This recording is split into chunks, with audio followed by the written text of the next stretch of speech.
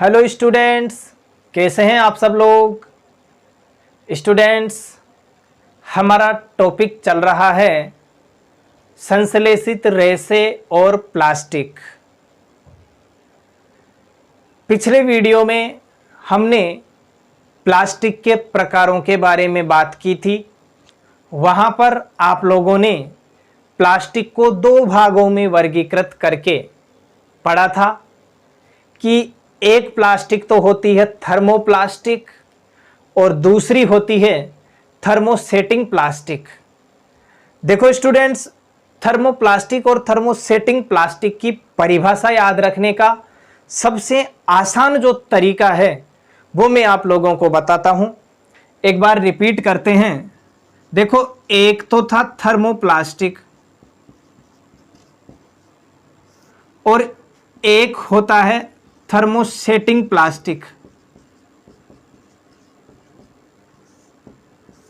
देखिए, यहां पर अगर इनको हम डिवाइड करें या दो भागों में तोड़ें तो थर्मो प्लस प्लास्टिक हम कह सकते हैं और thermo plus setting plus plastic हम कह सकते हैं। अब ध्यान दीजिए कि सेटिंग का मतलब क्या होता है। सेटिंग का मतलब क्या होता है ये हमें पता होना चाहिए। अगर सेटिंग का मतलब हमें पता है तो हम इन दोनों को आसानी से विभाजित कर सकते हैं, परिभाषित कर सकते हैं, अंतर बता सकते हैं। सेटिंग का मतलब होता है स्थायित्व प्राप्त करना।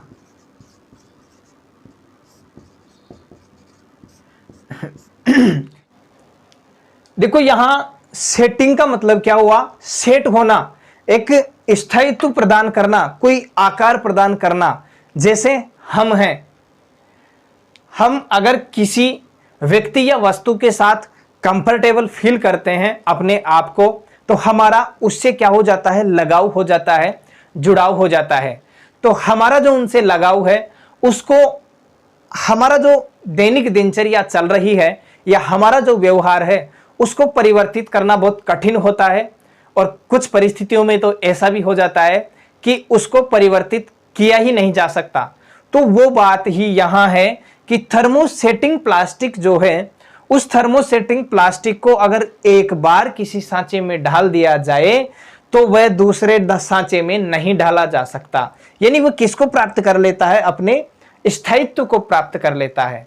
और इसके जस्ट विपरीत थर्मोप्लास्टिक हो जाएगा, यानी ऐसे प्लास्टिक जिनको हम एक बार कोई आकार प्रदान करने के बाद भी किसी भी आकार में हम या किसी भी सांचे में हम ढाल सकते हैं। लेकिन थर्मोसेटिंग प्लास्टिक में ऐसा नहीं है।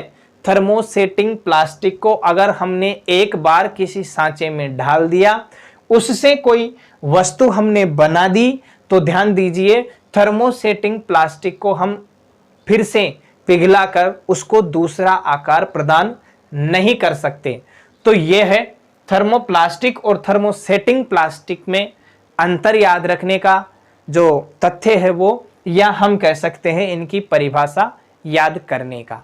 अब बात करते हैं प्लास्टिक के गुणों के बारे में कि ऐसे कौन कौन से अभिलक्षण हैं, इनके कौन कौन से गुण हैं जिनको हमें जानना आवश्यक है और हमें उनको जानना भी चाहिए। तो उन लक्षणों को हम जानने की कोशिश करेंगे।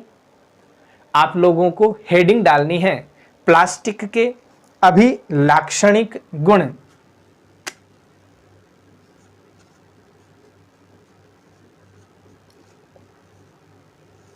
प्लास्टिक के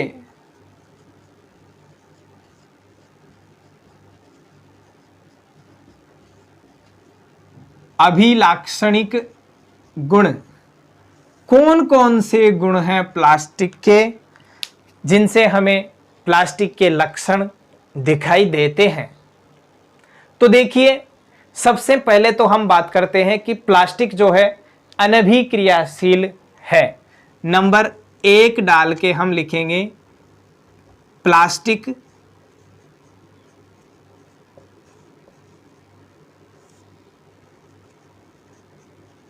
अनभिक्रियाशील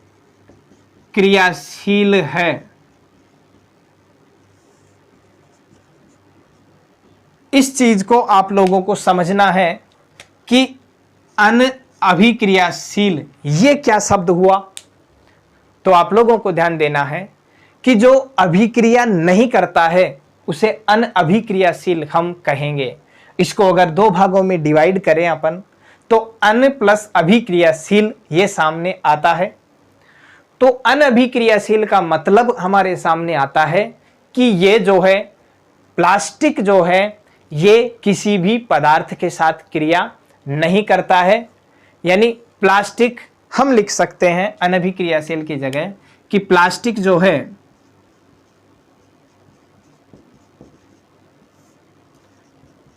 वायु व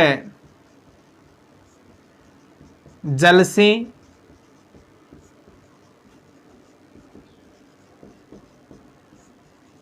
क्रिया नहीं करता है। अब देखो मैंने प्लास्टिक, वायु और जल ये दोनों ही क्यों लिए हैं? ये इसलिए लिए हैं कि जैसे हम उदाहरण ले लोहा का, तो आप लोगों को पता है कि लोहा जब जल प्लस वायु के संपर्क में आता है तो लोहे पर एक जंग की परत आ जाती है। यानी इससे स्पष्ट होता है कि लोहा जो है ये लोहा जल और वायु दोनों के साथ क्या करता है भाई? क्रिया करता है। लेकिन प्लास्टिक में ऐसा कुछ नहीं है। प्लास्टिक कैसा है? अनअभिक्रियाशील है। यानी प्लास्टिक वायु और जल से क्रिया नहीं करता है। इसीलिए प्लास्टिक का आसानी से संचरण नहीं होता है। हम लिख सकते हैं प्लास्टिक का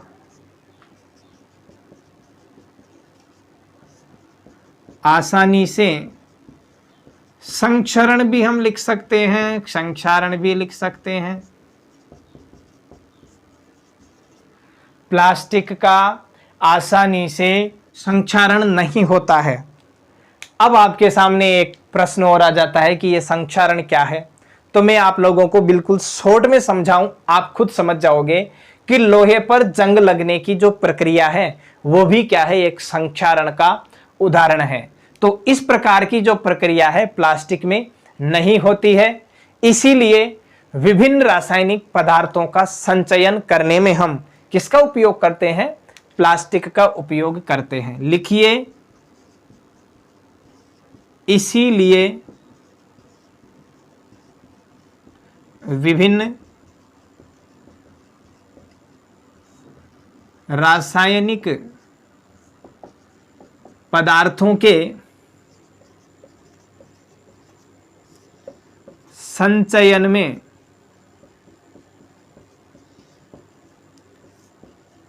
प्लास्टिक का उपयोग किया जाता है। प्रश्न पूछा जा सकता है आप लोगों से कि रासायनिक पदार्थों के संचयन में प्लास्टिक का उपयोग क्यों किया जाता है? अगर ये प्रश्न आप लोगों से पूछ लिया जाए तो आप लोगों का आंसर ये होना चाहिए कि प्लास्टिक का आसानी से संक्षारण नहीं होता है। इसीलिए प्लास्टिक का जो उपयोग है रासायनिक पदार्थों के संचयन में किया जाता है। ध्यान दीजिए, प्लास्टिक का आसानी से संक्षारण नहीं होता है, इसीलिए विभिन्न रासायनिक पदार्थों के संचयन में प्लास्टिक का उपयोग किया जाता है। यह होता है प्लास्टिक का पहला अभिलाक्षणिक गुण। अब बात करते हैं प्लास्टिक के अभिलाक्षणिक गुणों में दूसरे प्रकार के गुण के बारे में। तो नंबर 2 लगाकर आप लोगों को क्या लिखना है? आप लोगों को लिखना है कि प्लास्टिक हल्का, प्रबल और चिरस्थायी होता है। लिखिए, प्लास्टिक हल्का, प्रबल व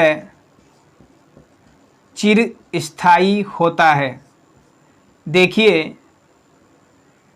हल्का, प्रबल और चिरस्थायी। हल्का आप लोग जानते होंगे वजन में हल्का, कि एक तो हम किसी भी प्लास्टिक के पात्र को उठाएं और उसी आकार का उतना ही बड़ा पात्र अगर किसी अन्य धातु का हो और उसको हम उठाएं तो हल्का कौन सा होगा, भारी कौन सा होगा, आप लोग जानते होंगे। प्रबल है कि प्लास्टिक जो होता है अधिक प्रबल होता है। चिरस्थायी का मतलब होता है अधिक स्थायी होता है। अब इसको कैसे समझें कि चिरस्थायी कैसे होता है। देखिए, जैसे मान लीजिए कोई प्लास्टिक की बाल्टी है, हम उसको दबाते हैं, वो सिकुड़ जाएगी, छोड़ेंगे अपनी स्थिति में आ जाएगी, यानी वो क्या हो गई, फ्लेक्सिबल हो गई, यानी एक आकार से हम उसको परिवर्तित कर सकते हैं। तो चिरस्थायी कैसे रहेगी। अब जैसे मान लीजिए किसी धातु की कोई बाल्टी है या धातु का कोई बर्तन है, उसको हम दबा देंगे तो प्राथमिक स्थिति जो है, पहले वाली स्थिति जो है, उसमें लाना इसको थोड़ा भारी हो जाएगा। तो ऐसे ये चिरस्थायी होता है। और हल्का होने के कारण इसका उपयोग हम कहां कहां करते हैं, चिरस्थायी होता है।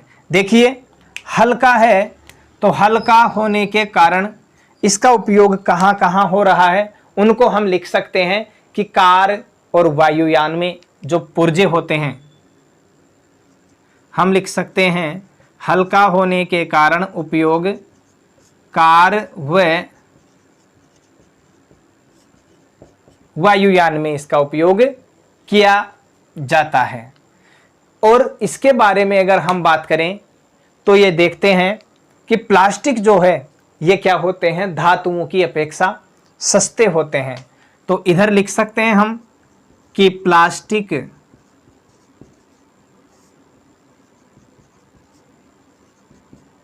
धातुओं की अपेक्षा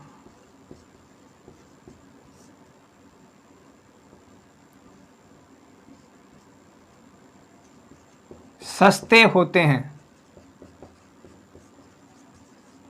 धातुओं की अपेक्षा कैसे होते हैं भाई, सस्ते होते हैं। इसके बाद में हम बात करते हैं तीसरे गुण के बारे में। तो हम कह सकते हैं कि प्लास्टिक क्या है, कुचालक है। प्लास्टिक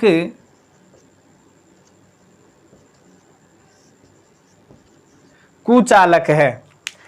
अब ये कुचालक शब्द आपके सामने खटक रहा होगा कि ये कुचालक कहां से आ गया। हम पढ़ रहे हैं प्लास्टिक और कुचालक बीच में आ गया। तो देखिए, आप लोगों को मैं बताऊं कि कुचालक का अर्थ क्या होता है। वे पदार्थ जिनमें विद्युत धारा और ऊष्मा का प्रवाह नहीं होता है या विद्युत धारा और ऊष्मा का संचलन नहीं होता है, कुचालक कहलाते हैं। और एक होते हैं चालक या सुचालक। तो अभी मैं ज्यादा आप लोगों को नहीं बताऊंगा, जैसे ही चालक और कुचालक के बारे में चैप्टर में हमारे आता है वहां पर हम विस्तार से बात करेंगे। यहां पर कुचालक का मैं इतना सा अर्थ आपको लोगों को जरूर बताऊंगा कि कुचालक जो होता है इसमें विद्युत धारा का प्रवाह नहीं होता है। विद्युत धारा का जो प्रवाह है वो नहीं होगा।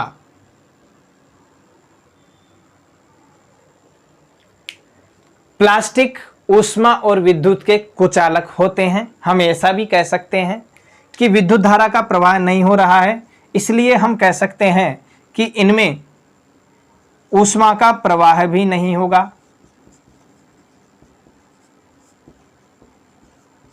भाई, जिनमें विद्युत धारा का प्रवाह नहीं हो रहा तो इनमें ऊष्मा का प्रवाह भी नहीं होगा, और ऊष्मा का प्रवाह नहीं होगा तो ये क्या हो गए भाई, कुचालक हो गए। अभी मैंने आप लोगों को बताया कि जिनमें विद्युत धारा का प्रवाह और ऊष्मा का प्रवाह नहीं होता है या संचलन नहीं होता है, वो सब क्या होते हैं, कुचालक होते हैं। इसीलिए बिजली के तारों का आवरण किसका बनाया जाता है, प्लास्टिक का बनाया जाता है। ध्यान रखिए, प्लास्टिक के कुचालकता के गुण के कारण इस बिजली के तारों के जो आवरण हैं उनको बनाने में इसका उपयोग किया जाता है। तो हम लिख सकते हैं कि इसका उपयोग बिजली के तारों का आवरण बनाने में किया जाता है। प्लास्टिक के कौन से गुण के कारण बिजली के तारों के आवरण बनाने में इसका उपयोग किया जाता है? तो हम लिख सकते हैं प्लास्टिक में कुचालकता का गुण पाया जाता है, इसलिए इसका उपयोग हम बिजली के तारों के आवरण बनाने में करते हैं। खाना बनाने वाले पात्रों के जो हत्थे होते हैं उसमें भी इसका उपयोग किया जाता है। तो हम लिख सकते हैं कि खाना बनाने के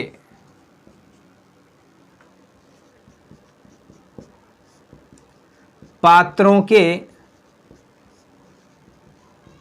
हत्थे बनाने में किसका उपयोग किया जाता है? प्लास्टिक का उपयोग किया जाता है। तो ये भी हमें ध्यान रखना है कि खाना बनाने के जो पात्र होते हैं उनके हत्थे जो होते हैं जिनको हम पकड़कर उठाते हैं तो उनमें भी प्लास्टिक का उपयोग किया जाता है। प्लास्टिक के अभिलाक्षणिक गुणों को हम एक बार और देखते हैं। तो इस प्रकार हमने देखा कि प्लास्टिक के अभिलाक्षणिक गुणों में पहला गुण जो है वो है प्लास्टिक अनभिक्रियाशील है, यानी ये क्रिया नहीं करता है और प्लास्टिक वायु और जल से क्रिया नहीं करता है। जबकि अगर हम उदाहरण लें लोहे का, तो लोहा जल और वायु से क्रिया करके जंग का निर्माण करता है और ये जो क्रिया है ये कहलाती है भाई संक्षारण का ही उदाहरण है जंग लगना भी। प्लास्टिक का आसानी से संक्षारण नहीं होता है लेकिन लोहे का संक्षारण होता है। प्लास्टिक का आसानी से संक्षारण नहीं होता है, इसीलिए विभिन्न रासायनिक पदार्थों के संचयन में प्लास्टिक का उपयोग किया जाता है। यहां पर ध्यान दीजिए कि रासायनिक पदार्थों के संचयन में ही क्यों लिखा है हमने, क्योंकि रासायनिक पदार्थ जो होते हैं धातुओं से क्रिया करते हैं। जैसे हम लोहे के पात्र में अगर रासायनिक पदार्थों को रखेंगे तो वो लोहे से क्रिया करेंगे, लेकिन प्लास्टिक के पात्र में अगर किसी रासायनिक पदार्थ को हम रखेंगे तो वो क्रिया नहीं करेंगे। इसीलिए हमें प्लास्टिक के बर्तनों को या प्लास्टिक के पात्रों में रासायनिक पदार्थों का संचयन हम करते हैं।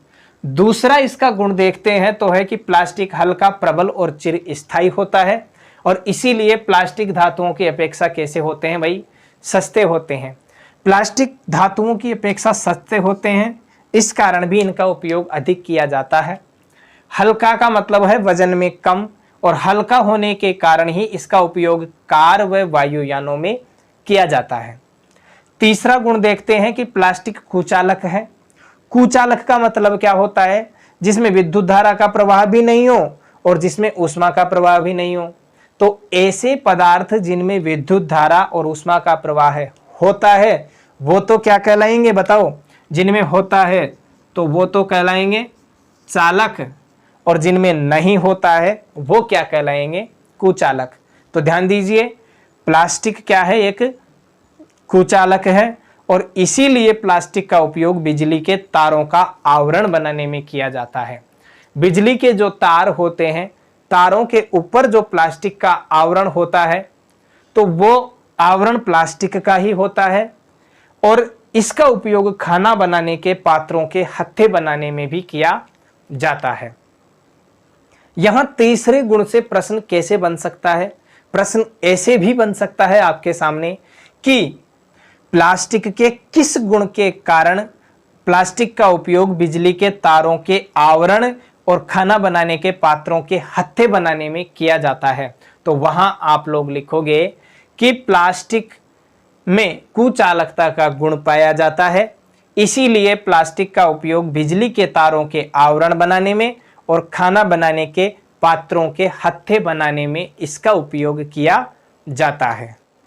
इस प्रकार आज की क्लास में हमने बात की है प्लास्टिक के अभिलाक्षणिक गुणधर्मों के बारे में कि प्लास्टिक के अभिलाक्षणिक गुण कौन कौन से हैं, उनको हमने समझा भी है साथ में कि कैसे, जैसे पहला गुण हमने अनभिक्रियाशील का देखा तो वो कैसे हैं, दूसरा देखा हल्का, प्रबल, चिरस्थायी तो वो कैसे हैं, और तीसरा हमने उदाहरण देखा है उसका अभिलाक्षणिक गुण देखा है कि कुचालक हैं। तो वो कुचालक कैसे हैं, इन सब को कारण सहित हमने समझा है। आशा करता हूं आप लोगों को आज की क्लास समझ आई होगी, पसंद भी आई होगी। अगर आज की क्लास आप लोगों को अच्छी लगती है तो वीडियो को लाइक और शेयर जरूर करिए, और हाँ, चैनल को सब्सक्राइब जरूर कीजिए। सब्सक्राइब करने के बाद में राइट साइड में जो घंटी का बटन है उसको दबाकर ऑल पे क्लिक करिए, ताकि जैसे ही नेक्स्ट वीडियो अपलोड होता है इस चैनल पर तो उसकी सूचना सबसे पहले आप तक पहुंच जाए। तो आप लोगों को ये काम करना है। अगर वीडियो अच्छा लगा है तो लाइक, शेयर और चैनल को सब्सक्राइब करना है। इसी के साथ आज की क्लास को हम यहीं विराम देते हैं। नेक्स्ट क्लास में प्लास्टिक से जुड़े हुए और तथ्यों के बारे में हम बात करेंगे। तब तक के लिए धन्यवाद। For more updates, subscribe to our channel, click the show links and enjoy watching the videos.